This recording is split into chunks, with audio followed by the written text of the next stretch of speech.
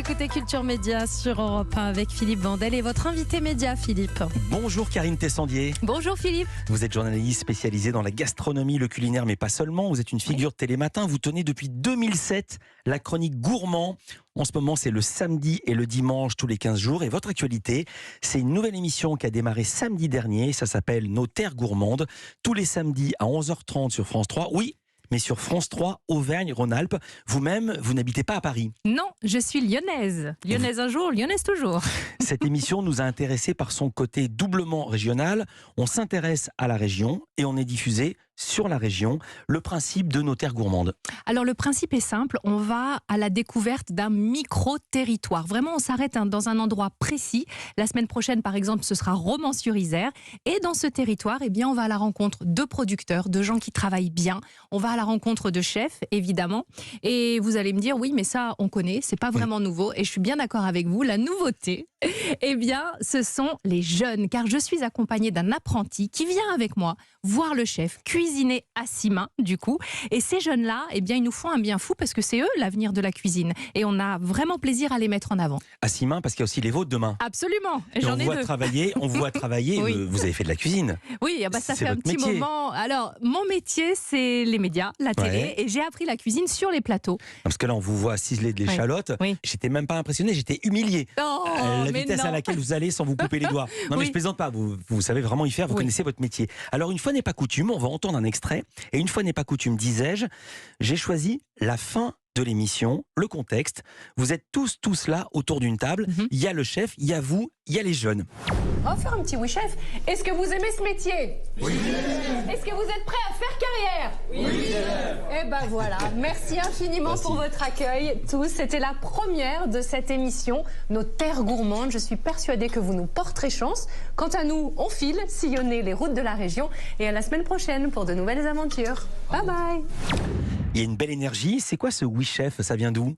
Ah bah ce oui chef, c'est traditionnel. Vous savez bien, en cuisine, quand on donne un ordre, il faut savoir si le commis, le chef de partie l'a entendu.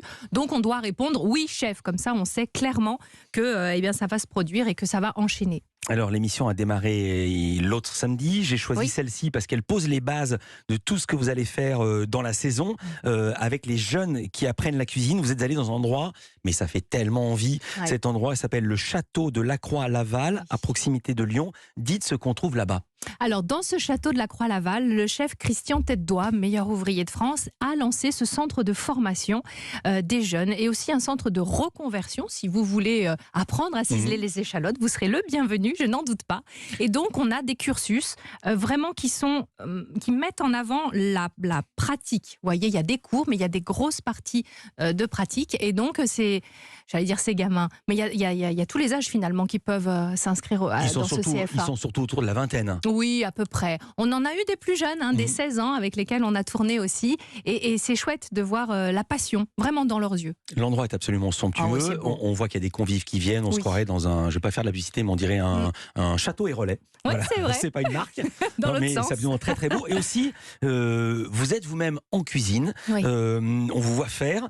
Exemple avec un jeune apprenti, il s'appelle Lucien, il a 20 ans. Vous avez un grand sourire gourmand et vous lui posez cette question. T'aimes bien travailler les légumes? Vous vous rappelez le film Y a-t-il un pilote dans l'avion? Oui, Avec plus ou cette moins. répicule quand il y a le jeune garçon qui arrive dans le cockpit et le commandant de bord lui demande ceci. Tu aimes les films sur les gladiateurs? Quand je vous ai vu dire ça, tu aimes travailler les légumes?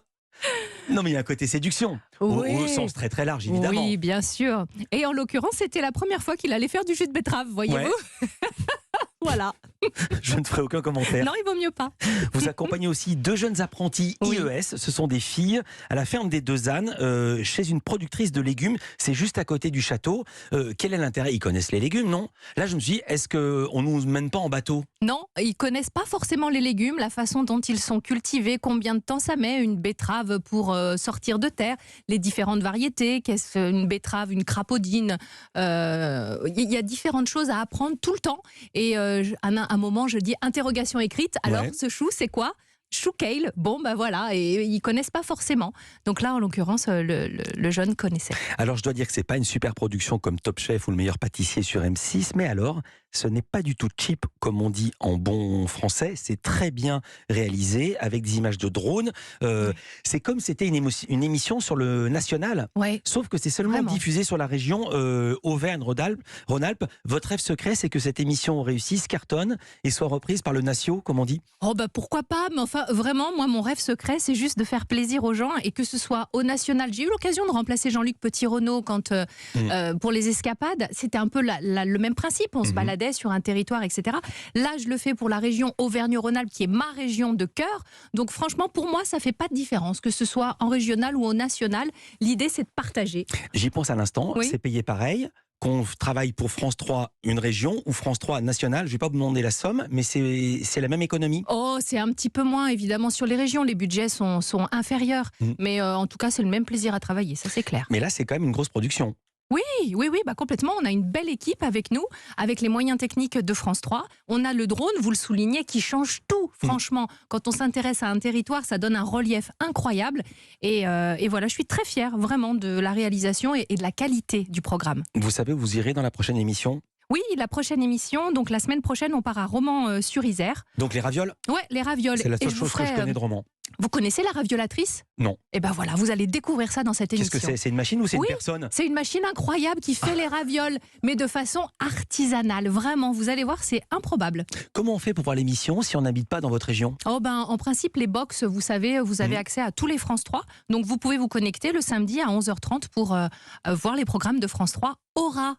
Merci beaucoup. Aura, ça veut dire Auvergne-Rhône-Alpes. Oui, Comme PACA, sauf qu'Aura, c'est un très joli mot. absolument. Ça sonne très bien à l'oreille. Merci beaucoup, Karine Tessandier. Je rappelle donc nos terres gourmandes tous les samedis à 11h30 sur France 3. Aura.